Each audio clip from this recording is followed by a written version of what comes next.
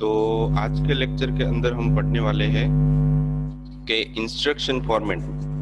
ठीक है, इससे पहले हमने क्या पढ़ा था कि जो भी हमारे मोड थे, एड्रेसिंग मोड थे, उसके अंदर डेटा किस तरीके से होता है, ऑपकोड, ठीक है, एड्रेसिंग फील्ड, तो सारी चीजें हमने वहाँ पे 2 या 3 लेक्चर के अंदर साइड पढ़ी थी। ठीक है, तो आज के लेक्चर के अंदर जो भी हमारे पास बस इस भी पढ़ी थी उस, और आज के लेक्चर के अंदर हम पढ़ने वाले हैं कि इंस्ट्रक्शन सेट मतलब इंस्ट्रक्शन उसको किस तरीके से मिलती है। ठीक है, तो इंस्ट्रक्शन को भेजने के लिए यहाँ पे उन लोगों ने बहुत सारे अलग अलग जो भी हमने आज तक सीखा है, ठीक है, एड्रेसिंग मोड, फिर उसके अंदर जो भी कन्वर्सेशन होता है इम्प्लिसिट एक्सप्लिसिट फॉर्मेट में, जो भी ऑप कोड है हमारे पास, ठीक है, उन सबको किस तरीके से वो कन्वर्ट करने के बाद किस तरीके से प्रोसेस किया जाता है उसको।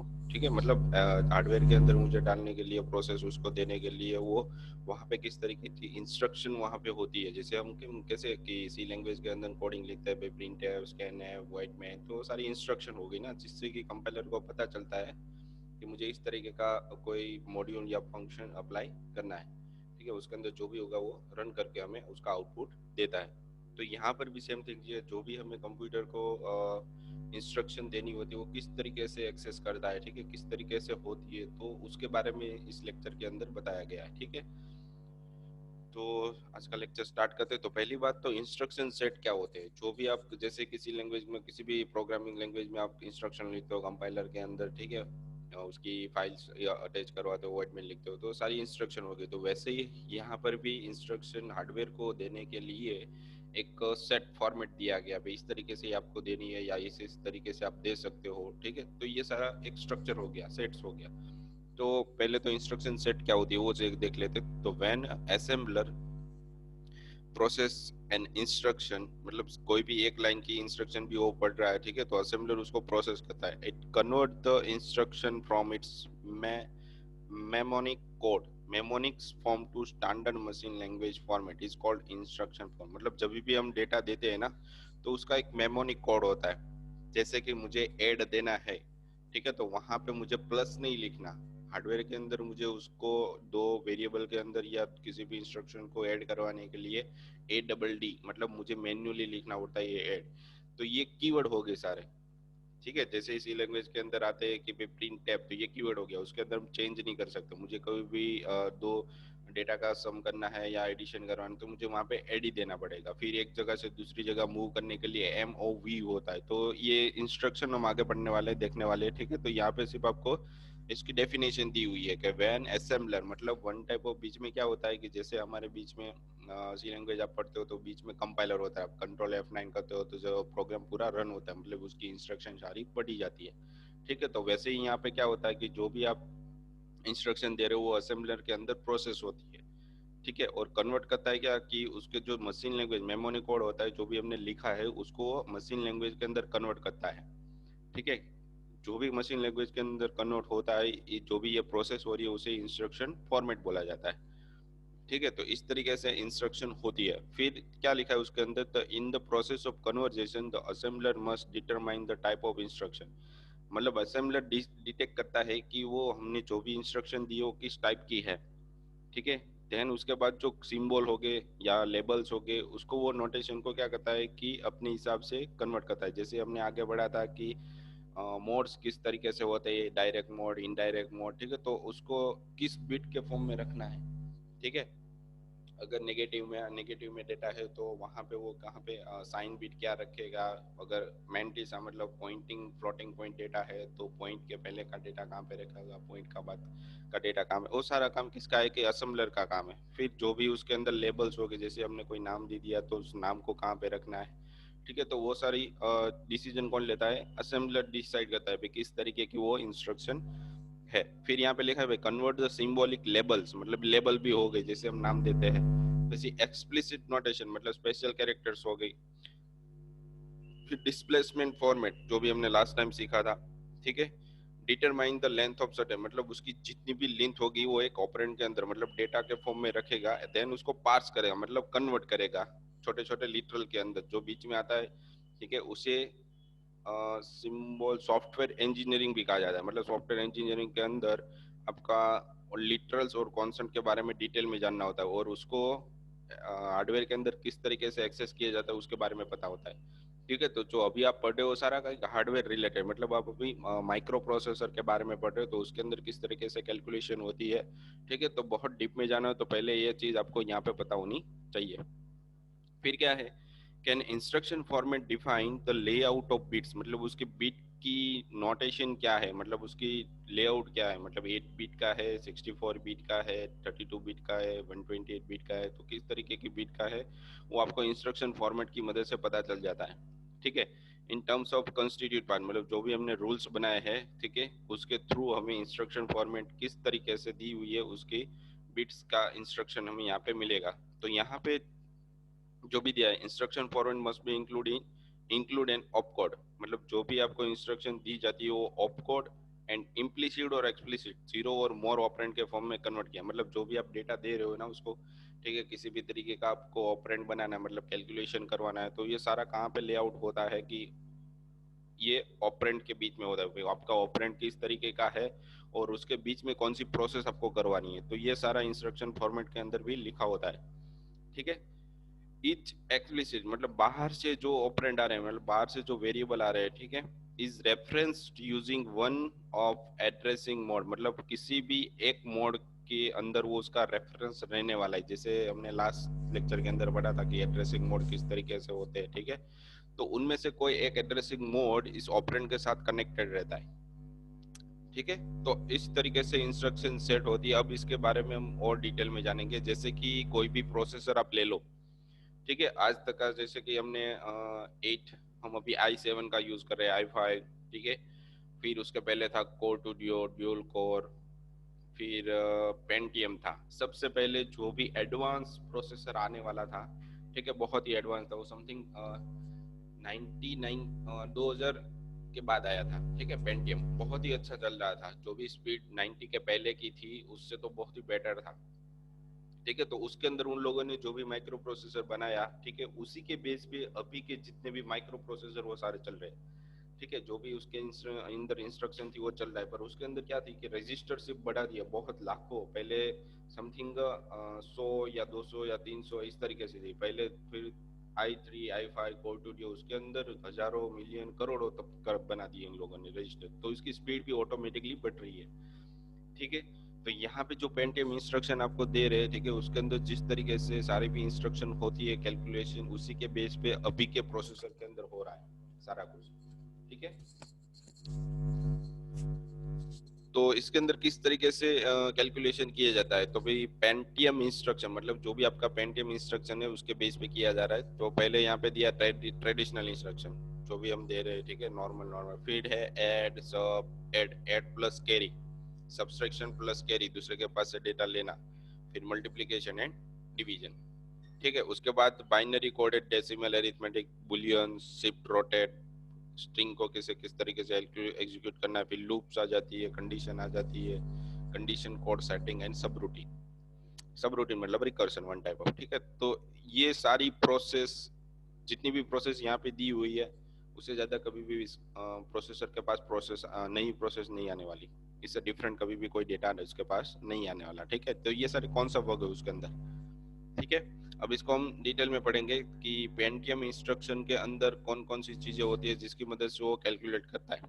तो पहले यहाँ पे दिया है MMX मतलब मल्टीमीडिया एक्सटेंशन, SSE मतलब streaming single instruction multiple data stream, मतलब जहां से वो डेटा आ रहा है उसको अलग अलग जगह पे एक साथ बहुत सारे आउटपुट दिखाने होंगे तो भी वो दिखा सकता है।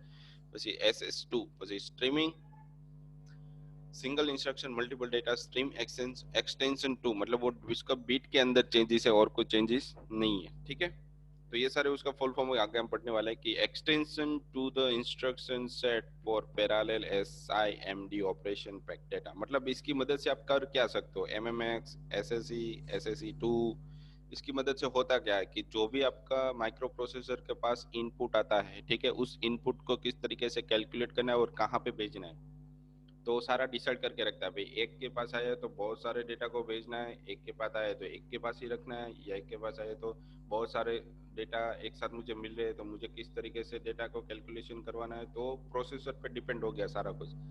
ठीक है, और जो भी प्रोसेसर पे डिपेंड हुआ है उसको इन लोगों ने अलग अलग ये पेंटियम इंस्ट्रक्शन के अंदर डिवाइड कर दिया है।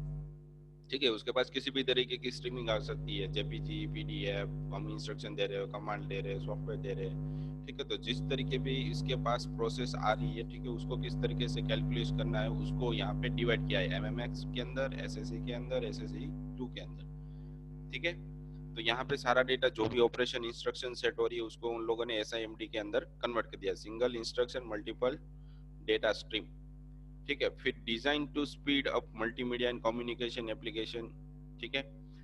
वो ग्राफिक्स और इमेजेस और ऑडियो वीडियो इन लोगों को इनके साथ बहुत अच्छे से प्रोसेस करने के लिए इन लोगों ने हमें दिया है एमएमएक्स, मल्टीमीडिया एक्सटेंशन, 64 बिट का होता है, ठीक। आगे बढ़ेंगे कि एक बिट के अंदर एक सेकंड में वो कितना डेटा, कितनी इंस्ट्रक्शन पढ़ता है, ठीक है। फिर यहाँ पे सबके फुल फॉर्म दिए, SIMD, single instruction multiple data stream, multimedia extension, streaming SIMD extension, streaming SIMD extension 2। इसका बीट भी यहाँ पे दिया हुआ है, एक इंस्ट्रक्शन के अंदर कितने बीट रहते हैं, मतलब एक डेटा वो स्टोर करेगा तो कितने बीट का यूज करने वाला है, ठीक है, वो भी यहाँ पे दिखाया गया।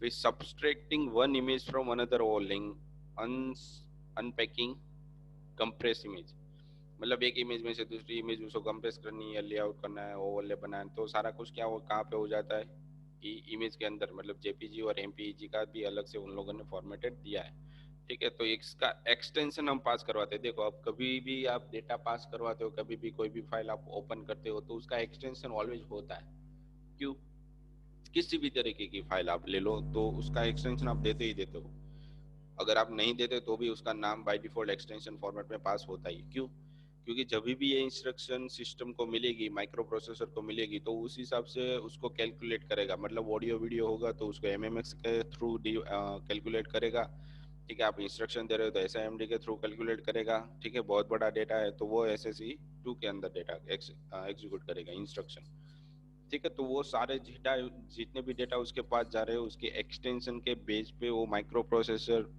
उसको पता लगता है कि ये किस तरीके का डेटा और मुझे कहाँ पे उसको भेजना है, किस तरीके से उसकी मैनिपुलेशन, मुझे ओपन करना हो इमेज, तो हम इमेज के ऊपर 2 बार क्लिक करेंगे तो उसे पता चलेगा ये जेपीजी, पीएनजी, जेएफ, जिस तरीके का भी वो डेटा होगा उस तरीके से हमें वो दिखाएगा, ठीक है।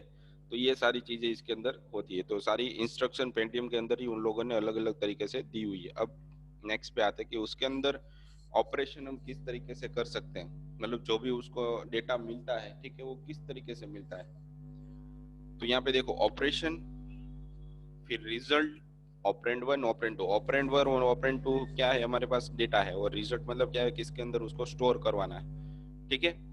तो computer with 3 address instruction format can use each address field to specify the either a processor register और memory operand, मतलब वो माइक्रो प्रोसेसर के अंदर जो रजिस्टर होते हैं उसके अंदर स्टोर करवाएगा, या फिर हमारी जो मेमोरी होती है उसके अंदर स्टोर करें, मतलब मेमोरी के अंदर जो वेरिएबल हमने बनाया है उसके अंदर स्टोर होता है। तो यहाँ पे उन लोगों ने एक एक्सप्रेशन दिया है, x equal to A plus B into C plus D, तो ये इंस्ट्रक्शन हार्डवेयर के अंदर किस तरीके से दिया जाता है। तो यहाँ पे उन लोगों ने 3 रिजल्ट दिए है, पहले तो रिजल्ट होता है, फिर ऑपरेंड होता है, और यहाँ पे ऑपरेंड 2 होता है, मतलब दूसरा वेरिएबल होता है। तो उसके पास कौन सा ऑपरेशन करना होता है वो भी यहाँ पे दिया, तो टोटल हमारे पास 3 ऑपरेंड है, ठीक है, 3 इंस्ट्रक्शन, 3 एड्रेस है। तो पहले यहाँ पे क्या दिया है कि इन दोनों का मुझे ऐड करवाना है, तो मैं क्या कर रहा हूँ, ऐड R1, मतलब R1 एक रजिस्टर है, ठीक है। तो एक रजिस्टर के अंदर a प्लस बी दोनों का सम हो जाएगा, और कहाँ पे डाल दूंगा मैं, R1 के अंदर, ये हमारा रिजल्ट है, यहाँ पे लिखा है ना रिजल्ट, ऐड मतलब कौन सा ऑपरेशन हमें करवाना है। फिर क्या है कि सी प्लस डी का मुझे एडिशन करवाना है, तो मैंने क्या कर दिया, दूसरा रजिस्टर लिया, उसके अंदर 2 सी प्लस डी, तो ऐड हो गया सी प्लस डी का जो डेटा यहाँ पे आ रहा है वो दोनों एडिशन हो गया और R2 के अंदर स्टोर हो गया। उसके बाद मल्टीप्लीकेशन, क्योंकि इन दोनों के अंदर जो भी कैलकुलेशन आ रहा है लास्ट आंसर, ठीक है, उन दोनों का मुझे क्या करना है, मल्टीप्लीकेशन। तो यहाँ पे क्या करना पड़ेगा, MUL नाम का एक इंस्ट्रक्शन होती है, कहाँ पे डालना है, मेमोरी के अंदर, तो x दे दिया मैंने, और R1 R2 के अंदर a प्लस बी और c प्लस डी का दोनों का एडिशन था, तो R इंटू R2, मतलब मल्टीप्लीकेशन से दोनों का एडिशन हो जाएगा, और मल्टीप्लीकेशन हो जाएगा, और कहाँ पे डाल देगा उसको, मेमोरी के अंदर, x के अंदर, ठीक है। तो ये इस तरीके से 3 ऑपरेंड के साथ हम इस तरीके से कैलकुलेशन करवा सकते हैं। ठीक है। तो needs very long word to hold everything, मतलब सबको होल्ड करने के लिए बहुत लंबी एक्सप्रेशन मुझे देनी पड़ती है। It is assumed that the computer has 2 processor register R1 and R2, मतलब इस इंस्ट्रक्शन को कैलकुलेट करने के लिए मुझे यहाँ पे 2 रजिस्टर की जरूरत पड़ी, R1 और R2। The advantage of the 3 address format is that is result in short program when evaluating arithmetical, जब भी आप किसी भी तरीके का arithmetic कैलकुलेशन करवाते हो तो आपको शॉर्ट फॉर्म में इजीली कैलकुलेट करके वो दे देता है। ये इसका बहुत ही अच्छा एग्जांपल है। The disadvantage is the binary coded instruction require too many bits to specify,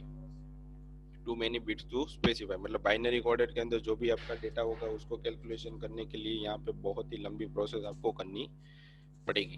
तो ये इसका एग्जांपल आपको दिया हुआ था। ठीक है। अब नेक्स्ट में आता है, ये हमारा क्या था कि 3 इंस्ट्रक्शन सेट था।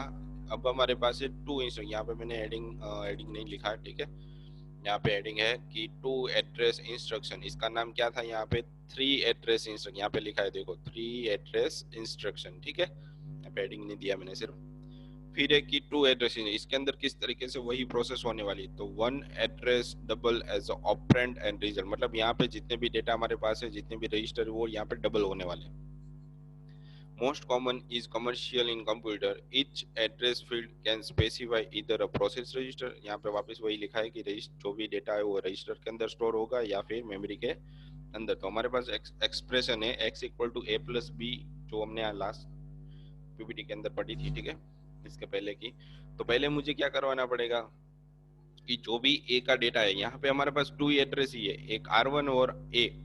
तो 2 एड्रेस के अंदर सिर्फ फिक्स ही होता है, 2 से ज्यादा आप एक इंस्ट्रक्शन एक साथ नहीं लिख सकते। यहाँ पे क्या कितने ऑपरेंड है आपके पास, 3 है, R1 a और b, 3 ही रख सकते। इससे ज्यादा आप आगे को और कुछ ऐड नहीं करवा सकते, ये फिक्स रहता है।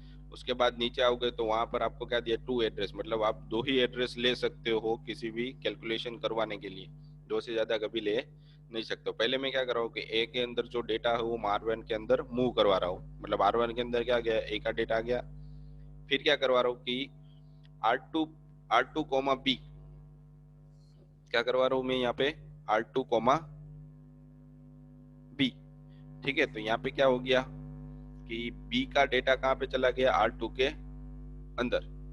ठीक है। अब क्या करवा रहा हूँ मैं यहाँ पे कि सी का डेटा R2 के अंदर ट्रांसफर करवा रहा हूँ, मूव करा रहा हूँ। यहाँ पे क्या हो गया कि R2 के अंदर जो भी हमें प्रोसेस मिल रही थी, ठीक है, बी का डेटा यहाँ पे R2 के अंदर स्टोर हो रहा है। फिर यहाँ पे वापस सी का डेटा R2 के अंदर स्टोर हो रहा है। फिर यहाँ पे एडिशन हो रहा है, R2 के अंदर जो C था तो C प्लस डी, मतलब यहाँ पे C का डेटा आ गया था तो C प्लस डी हो गया। ठीक है। और दोनों को कैलकुलेशन करवा दिया R1 इंटू R2। ठीक है। फिर दोनों को क्या करवा दिया मैंने, X नाम के रजिस्टर के अंदर स्टोर करवा दिया। ठीक है। मतलब मूव करवा दिया मैंने, जो भी हमें रिजल्ट यहाँ पे मिला है। तो हमने यहाँ पे 2 रजिस्टर का यूज किया है। ठीक है। यहाँ पर भी हमारे पास 2 ही रजिस्टर थे। ठीक है। तो यहाँ पे बहुत शॉर्ट में प्रोसेस हो रही है और यहाँ पे हमें बहुत सारी लाइनें लिखनी पड़ती है। ठीक है। तो ये बहुत लेंथी हो जाता है 2 एड्रेस। फिर उसके बाद आ जाता है कि उसके advantage, reduce the length of instruction, मतलब यहाँ पे जो लेंथ लिखी है उसकी लेंथ कम हो जाती है, जो भी हमने ये इंस्ट्रक्शन लिखी है उसकी लेंथ कम हो जाती है इसके मुकाबले। ठीक है। यहाँ पे बहुत लंबी है। ठीक है। फिर है कि require some extra work temporary storage, मतलब टेम्पररी स्टोरेज के लिए हमें यहाँ पे बहुत सारा वर्क करना पड़ेगा, मूव करो ऐड करो, मूव करो ऐड करो। ठीक है। ये सारा लिखना पड़ता है। फिर मूव इंस्ट्रक्शन मूव और transfer the operand to and from memory and processor, मतलब प्रोसेसर में से मेमोरी में लाना है, रजिस्टर में से मेमोरी में ले जाना है, या मेमोरी में से रजिस्टर में ले जाना है। तो उसके लिए मूव नाम के इंस्ट्रक्शन को बार बार हमें घुमाना पड़ेगा। First symbol listed in an instruction is assumed to the both a source and destination. ठीक है। तो फर्स्ट इंस्ट्रक्शन क्या डिसाइड करता है, आपका डेस्टिनेशन, और लास्ट ऑपरेंड है वो आपका क्या डिसाइड करता है कि वो सोर्स है जहां से डेटा उठा के आपको डेस्टिनेशन के अंदर ऐड करवाना होता है। ठीक है, लाना होता है। तो ये थी हमारे पास 2 एड्रेस इंस्ट्रक्शन। उसके बाद हमारे पास है कि 1 एड्रेस इंस्ट्रक्शन। यही एक्सप्रेशन हम किसकी मदद से यूज करने वाले, एक्यूमुलेटर की मदद से। एक्यूमुलेटर क्या होता है कि रजिस्टर का एक छोटा सा पार्ट होता है जिसके अंदर छोटे वेरिएबल या उसका डेटा है या उसका नंबर्स वैल्यू है वो स्टोर करवा सकते हैं। ठीक है, तो सारा कुछ एक्यूमुलेटर की मदद से होगा। जब भी हम लोड करवाते हैं तो ऑटोमेटिकली वो डेटा एक्यूमुलेटर के अंदर लोड हो जाता है और एक्यूमुलेटर के अंदर एक ही डेटा वन टाइम पर स्टोर करवा सकते हैं। ठीक है, तो उसको यहाँ पे लिखा हुआ है कि वन एड्रेस इंस्ट्रक्शन यूज, एक ही एड्रेस इंस्ट्रक्शन होगी यहाँ पे, उसके बाद कुछ नहीं होने वाला। इम्प्लाइड एक्यूमुलेटर मतलब यहाँ पे हम कौन से एड्रेस का यूज करने वाले हैं, इम्प्लाइड एक्यूमुलेटर का। ठीक है, register data manipulation for all, जितने भी डेटा कैलकुलेशन हम करने वाले हैं उसके लिए हम यहाँ पे एक्यूमुलेटर का यूज करेंगे। और बाय डिफॉल्ट सारा कुछ एक्यूमुलेटर के अंदर ही स्टोर होता है, वन एड्रेस इंस्ट्रक्शन के अंदर। यहाँ पे वही एक्सप्रेशन आपको दिया हुआ है। ठीक है, जो भी हमने ऊपर दो 3 एड्रेस इंस्ट्रक्शन और 2 एड्रेस इंस्ट्रक्शन में पड़ी थी। ठीक है, तो यहाँ पे जैसे ही मैं लोड करवा रहा हूँ तो ऑटोमेटिकली ये नाम के अंदर जो भी डेटा पड़ा होगा वो एक्यूमुलेटर के अंदर चला गया। फिर मैं जैसे ही ऐड करूंगा तो एक्यूमुलेटर में से डेटा आ जाएगा। ठीक है, और बी के अंदर स्टोर करवा देगा। ठीक है, बी के अंदर ऑटोमेटिकली स्टोर हो जाएगा। दोनों का जो भी सम हो रहा है ए और बी वो ऑटोमेटिकली एक्यूमुलेटर के अंदर आ गया। फिर स्टोर टी, मैं उसको टी नाम के वेरिएबल के अंदर स्टोर करवा, एक्यूमुलेटर खाली हो गया और कहाँ पे लोड करवा दिया मैंने उसको, टी के अंदर। ठीक है, अब लोड डी मतलब डी को लोड करवाया, फिर एक्यूमुलेटर के अंदर जो भी डेटा था ठीक है उसके अंदर मैंने स्टोर करवा दिया। फिर मल्टीप्लीकेशन टी मतलब टी के साथ और एक्यूमुलेटर के अंदर जो डेटा था और टी के अंदर जो मैंने डेटा रखा था दोनों का मल्टीप्लीकेशन हो गया और कहाँ पे स्टोर करवा दिया उसको, एक्स के अंदर। मतलब एक्यूमुलेटर की मदद से सारे कैलकुलेशन, मतलब आपको एक ही रजिस्टर मिल रहा है स्टोर या मूव करवाने, मल्टीप्लीकेशन किसी भी तरीके की कैलकुलेशन करवाने के लिए। ठीक है, तो ये बहुत ही आसान तरीका है पर उसकी इंस्ट्रक्शन बहुत ही लेंथी हो जाती है, बहुत सारी इंस्ट्रक्शन लिखनी पड़ती है यहाँ पे। ठीक है, फिर वन एड्रेस इंस्ट्रक्शन के अंदर all operation are done between accumulator register and memory. T is the address for temporary memory location for storing intermediate region. मतलब बीच में जो रिजल्ट आ रहा था ना हमारा ए प्लस बी दोनों का सम, उसको मैंने टेम्पररी स्टोर करवाने के लिए टी नाम के वेरिएबल रजिस्टर का यूज किया था। ठीक है, उसके बाद है जीरो एड्रेस। जीरो एड्रेस के अंदर सिर्फ पुश और पॉप और कुछ नहीं होता। पुश की मदद से क्या हो जाता है, ओके यहाँ मैंने दो पॉप अप लिख दिया, पुश और पॉप आएगा यहाँ पे। ठीक है, पुश की मदद से क्या होगा कि डेटा ऐड होगा और पॉप की मदद से डेटा निकल जाएगा। और स्टैक नाम का डेटा स्ट्रक्चर है उसका यूज करना है यहाँ पे। तो पुश एज जैसे ही करोगे तो ये कहाँ पे चला जाएगा, हमारे एड्रेस के अंदर, स्टैक के अंदर। जैसे ही पुश बी करोगे तो वो भी चला गया, फिर दोनों का सम हो जाएगा ए plus B.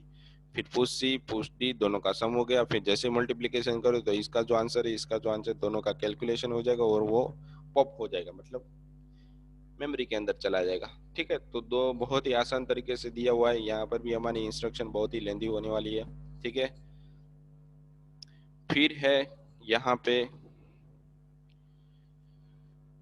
Instruction set architecture. ठीक है, इंस्ट्रक्शन सेट आर्किटेक्चर, इसकी मदद से क्या होता है कि जो भी आप इंस्ट्रक्शन दे रहे हो, ठीक है, माइक्रो प्रोसेसर उसको दो पार्ट्स के अंदर डिवाइड किया गया। एक तो CISC और RISC। ठीक है, तो पहले चेक लेते कि इंस्ट्रक्शन शेयर आर्किटेक्चर क्या होता है, मतलब एक साथ उसको कितनी इंस्ट्रक्शन माइक्रो प्रोसेसर कैलकुलेट करवाता है। is the structure of computer that machine language programmer must understand to write a correct program for that machine। मतलब उस मशीन के लिए प्रोग्रामर को, ठीक है, प्रोग्रामर को उस आर्किटेक्चर के हिसाब से अपनी तरीके से एल्गोरिदम डिफाइन करनी होती है। ठीक है, वो सही होनी चाहिए, अगर नहीं है तो वो गलत हो जाएगी। Is the set of processor design technique is used to implement the instruction workflow on hardware. मतलब हार्डवेयर के अंदर जो भी डिजाइन टेक्निक यूज हुई है, ठीक है, और उसके अंदर जो भी इंस्ट्रक्शन दे रहे फ्लो हम दे रहे हैं उसको इम्प्लीमेंट करने के लिए हार्डवेयर के अंदर जो भी प्रोसेसर, जो भी हमने इंस्ट्रक्शन दी है वो अच्छे से उसकी टेक्निक, उसके एल्गोरिदम सही से होने चाहिए, तभी वो हमारी जो भी इंस्ट्रक्शन हमें मिल रही है डायनेमिकली उसको वो कैलकुलेट करेगा। ठीक है, ISA मतलब instruction set architecture tell you that your processor going to process your program. मतलब किसी भी तरीके का आप इंस्ट्रक्शन उसको दे दो वो अपनी तरीके से कैलकुलेट कर लेगा। ठीक है, from the architecture point of view the microprocessor chip can be classified in two category, मतलब जो भी आपको प्रोसेसर दिया गया है, ठीक है, उसको दो पार्ट के अंदर कन्वर्ट किया गया है। एक तो CISC, उसका फुल फॉर्म यहाँ पे लिखा है कि कॉम्प्लेक्स इंस्ट्रक्शन सेट कंप्यूटर, ठीक है, और दूसरा है हमारे पास रिडक्स इंस्ट्रक्शन सेट कंप्यूटर, ठीक है। दो कम्प्लेक्स, जो भी हमारी माइक्रो प्रोसेसर रहती है उसके अंदर ऑलवेज दो तरीके की चिप होती है, कॉम्प्लेक्स CISC और RISC, ठीक है। अभी के जो भी हमारे प्रोसेसर आ रहा है उसके अंदर दोनों तरीके की चिप होती रहती है, ठीक है। तो बहुत ही कॉम्प्लेक्स प्रोसेस आ रही है तो CISC के अंदर जाएगी, और बहुत नॉर्मल प्रोसेस आ रही है तो उसको रेडक्स के RISC के अंदर प्रोसेस होने भेज दिया जाता है, ठीक है। अब देखते हैं कि CISC क्या होता है, ठीक है। तो complex instruction set computer, computer with large number of instruction is called CISC। बहुत सारी एक साथ जितनी भी उसको प्रोसेस मिलेगी, मतलब बहुत सारी उसको क्या मिल रही है, एक साथ इंस्ट्रक्शन मिल रही है, तो उस तरीके के इंस्ट्रक्शन को यहाँ पे क्या बोला जाता है, CISC बोला जाता है, ठीक है। It is mostly used in scientific computing application requiring a lot of floating point arithmetic number, मतलब CISC के अंदर किस कहाँ पे यूज होता है, वो जो भी हमें बहुत सारे तरीके की कॉम्प्लेक्स इंस्ट्रक्शन देनी होती है, ठीक है, तब ये यूज किया जाता है।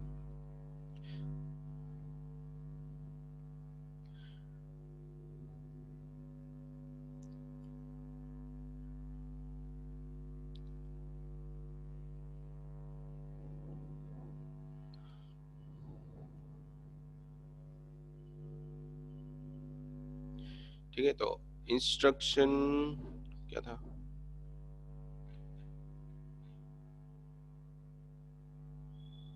ओके,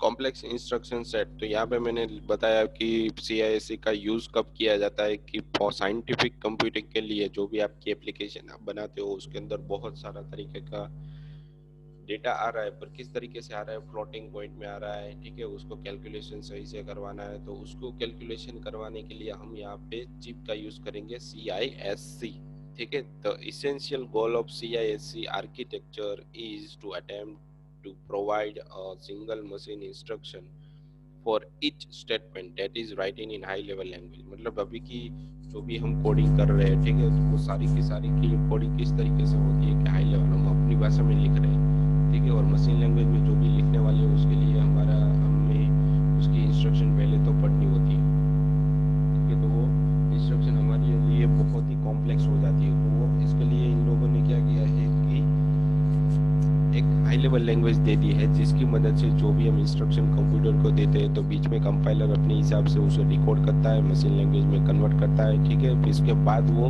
माइक्रो प्रोसेसर के पास जाता है, माइक्रो प्रोसेसर अपने हिसाब से उसका कैलकुलेशन करता है और वो हमें आउटपुट के फॉर्म में दे देता है। तो माइक्रो प्रोसेसर के अंदर जितनी भी चिप थी उसके अंदर लूप्स कंडीशन वो सारी वहाँ पे उसके पास है ही ऑलरेडी, सब रूटीन्स वो सारा, ठीक है, तो वो मशीन लैंग्वेज में उसको कन्वर्ट करना पड़ता है पहले, तो हाई लेवल को बीच में इंटरमीडिएट कंपाइलर होता है, जो कंपाइलर की मदद से क्या होता है कि हमें जो भी मशीन लैंग्वेज के अंदर वो डेटा कन्वर्ट करता है, जो भी माइक्रो प्रोसेसर पढ़ने वाला है, ठीक है। तो उसके लिए हम CISC का आर्किटेक्चर का यूज करने वाले हैं, ठीक है। फिर है यहाँ पे provide a complex instruction set is the desired to simplify the complication, मतलब जितने भी हमारे पास कॉम्प्लिकेशन आ रहे हैं उसको सॉल्यूशन करने के लिए, उसका सॉल्यूशन चाहिए तो हमें CISC सर्किट का यूज यहाँ पे करना पड़ेगा, ठीक है। To improve the overall computer, मतलब कंप्यूटर के जितने भी प्रोसेस हमारे पास है, परफॉर्मेंस है, उसको अच्छे से बनाना है, तो हमें किस तरीके की स्क्रिप्ट का यूज करना पड़ेगा, यहाँ पे CISC स्क्रिप्ट का यहाँ पे यूज करना पड़ेगा, ठीक है। फिर यहाँ पे लिखा है कि एग्जाम्पल ऑफ CISC आर्किटेक्चर आज decimal VAX computer and IBM 370 computer, other are 8085 8086 8086, ठीक है। तो ये सारे हमारे क्या है कि माइक्रो प्रोसेसर है, जो भी हम छोटी सी चिप देखते हैं ना, जो भी हमारे आँख में आ जाता है, ठीक है, वो छोटी छोटी चिप रहती है, उसके अंदर सारा कुछ हमारा कैलकुलेशन होता है, और जो माइक्रो प्रोसेसर रहता है, ठीक है, उसके बेस पे हम हमारी स्पीड कंप्यूटर की जितनी भी स्पीड है वो डिसाइड हम कर सकते हैं, ठीक है। इसके बाद था हमारे पास RISC मतलब अभी हम CISC की बेनिफिट्स कैरेक्टरिस्टिक, फिर RISC की बेनिफिट कैरेक्टरिस्टिक, इसके बाद बहुत सारी अभी इंस्ट्रक्शन भी है, ठीक है, तो वो भी पढ़ने वाले। तो आज के लेक्चर के अंदर मैंने आपको सिर्फ इंस्ट्रक्शन सेट के बारे में बताया, किस तरीके से वो सारा कुछ होता है, ठीक है। तो इसको अच्छे से समझना है सिर्फ आपको, ठीक है, किस तरीके से वो वर्क होता है, ठीक है। इसके बाद नेक्स्ट लेक्चर के अंदर हम पढ़ने वाले हैं कि इसकी जो कैरेक्टरिस्टिक थी, मतलब CISC के अंदर कॉम्प्लेक्स इंस्ट्रक्शन, ठीक है, उसके अंदर जो भी सेट कंप्यूटर था उसके अंदर जो भी हमें इंस्ट्रक्शन दी हुई थी उसकी कैरेक्टर मतलब उसके बेनिफिट्स, फिर रिडक्स के बारे में भी हमें पढ़ना था, ठीक है, उसके मेन कैरेक्टरिस्टिक थी, फिर उसके बाद जो आगे प्रोसेस होती है वो नेक्स्ट लेक्चर के अंदर पढ़ने वाले हैं, ठीक है। तो आप इसको अच्छे से समझ लेना भाई किस तरीके से वर्क होता है, ठीक है। तो आज के लेक्चर यहाँ तक ही रखते हैं, ठीक है। Thank you.